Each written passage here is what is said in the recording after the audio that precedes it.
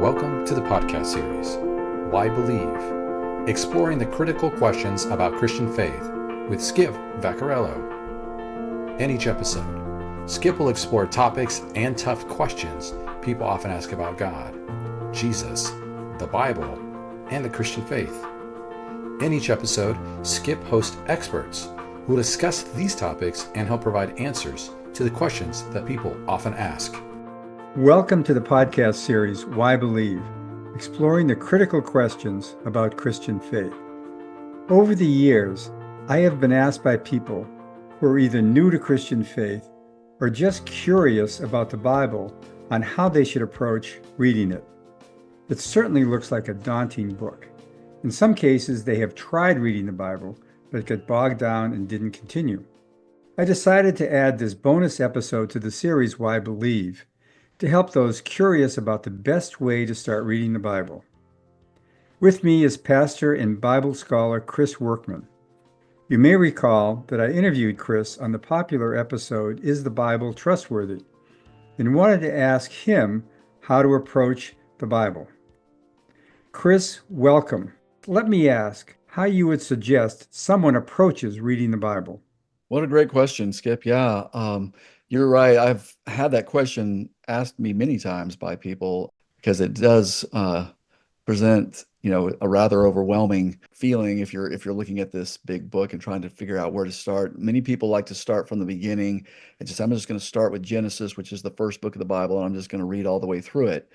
And that's not a bad approach. That's certainly at all. I would never say that. But I don't necessarily think it's the best way for a new explorer of the Christian faith to maybe go about it, simply because I think it's easy to kind of get lost a little bit in some of the earlier part of the Bible, and sometimes to kind of not see how it's going to connect or to feel like it's irrelevant. So I think that, which it's not, but sometimes it's harder to see the relevancy until you've had the opportunity to kind of grow in your perspective and your understanding of some of the later parts of the Bible. So I usually advise people a couple of things. One thing, you want to use a translation that's readable in your language. And thankfully, the Bible is available in more languages than any other document or book in the entire world. And it continues to be translated into more languages even as we speak. But for us English speakers, there are numerous English translations, and I would encourage a person to get a modern speech translation, because you don't want to be tripping and stumbling over Old English. That'll just make it more difficult for you to read and understand what the Bible is saying, because language morphs and changes, and so you're making it more challenging. You're having to go back and figure out, well, what did this word mean, in the 1700s? That's something you don't need to do. Just get a good modern speech translation. So I encourage people, maybe the New International Version, still the most popular at this time. That's a great version. There's the English Standard Version kind of is catching on a lot. It's a more recent one. There's the New Living Translation is another very readable translation in English. But then, where do you start? And by the way, I also suggest that a study Bible will help a lot. A study Bible, the difference between a study Bible and just a Bible is that a study Bible has notes in it. It has commentary in it. It has things like maps and charts and things like that. But there will be, on any given page, you'll have the text of the Bible, and then you'll have some commentary notes that help you understand what it's saying, or to help you kind of connect the dots. This is referring to this particular event that you can read about back here in this part of the Bible. Things like that are very just helpful for understanding. So I recommend the NIV Study Bible highly, or the Life Application Study Bible is also a great one. And there are some others, but those are my favorites.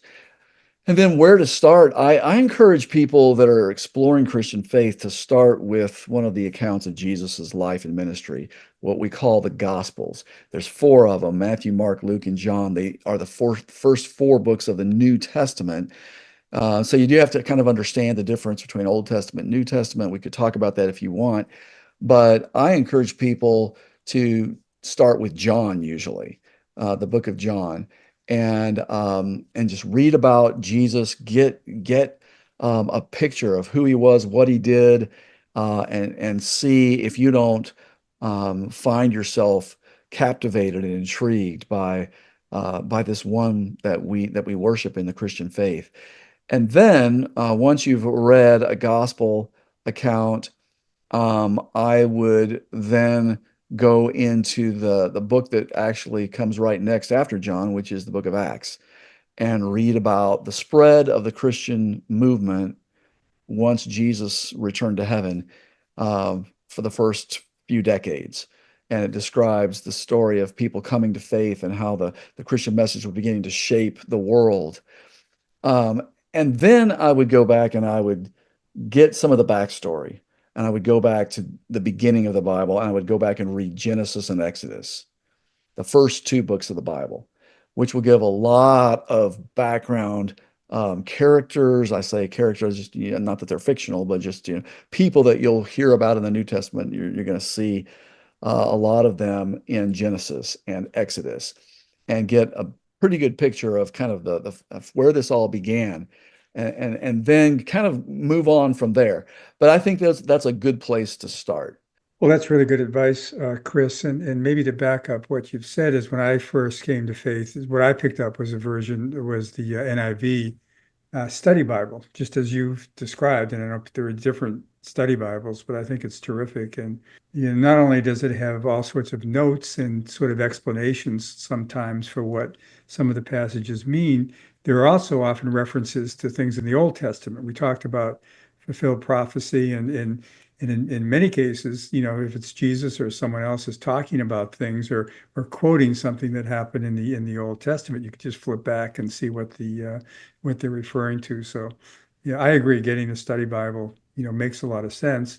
I know that people have done this on their own. For me, it was also important to read the Bible as part of a group to have a discussion, so people can kind of compare notes and have a discussion and that's, I think, enlightening. Would you agree with that? That it's often a good way to do it is to read the Bible in conjunction with other people?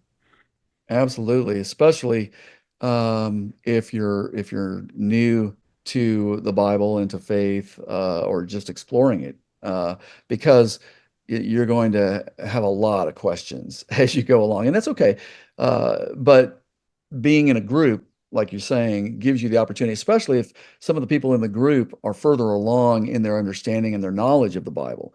It's super helpful because then you can, talk about it, and you can ask questions, and you can hear other people's understanding and perspective that might really help enrich your own.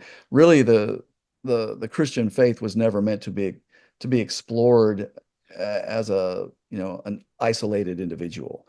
It's something that is inherently communal. It's about community. It's about relationship and doing anything to really understand what it looks like to follow Jesus. You got to get in with a group of people who are following Jesus and see what it looks like. So I think reading the Bible is one of those things, and would be a great value to do that. Yeah.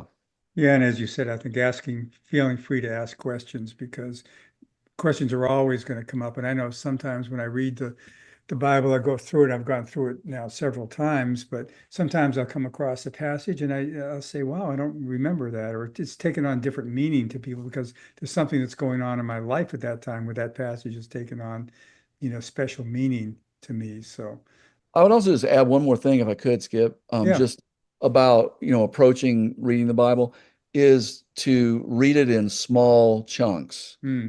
not in big sweeping sessions. You could do that.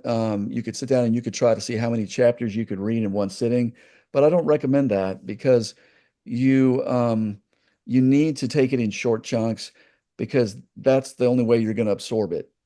And it's more important to be in a rhythm of reading the Bible daily in short chunks than to read a lot in isolated, times. Like, you might read it once a week, but you read 4, 5, 6 chapters. That's not going to be as good as reading one chapter every day. Much better to do it in short chunks and do it consistently, daily. And then, like you said, if you join a group, then maybe you get together once a week and talk about what you've been reading over the course of the past week and bringing up any questions you have. That's a great way to do it. But most importantly, it's just when you read the Bible, let it take you on a journey, because that's what it's there for. It is God inviting you on a journey. It is God inviting you into his story to let your story become part of his story.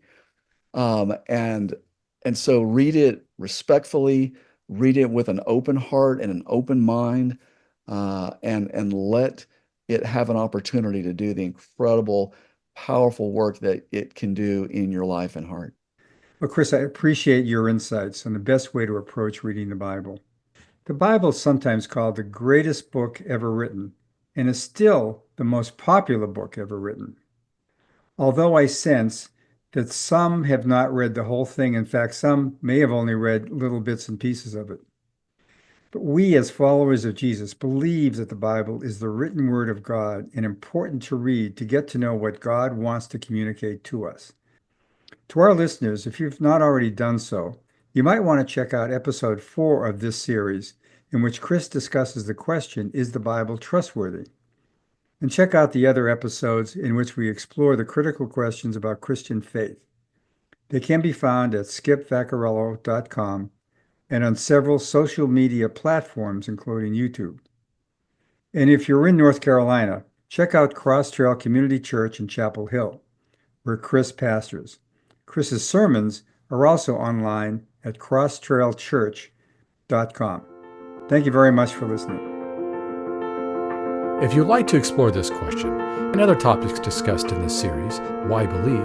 Exploring the critical questions about Christian faith, check out the other episodes in this podcast series by going to skipvaccarello.com. You'll also find resources for each podcast there. Thank you for listening.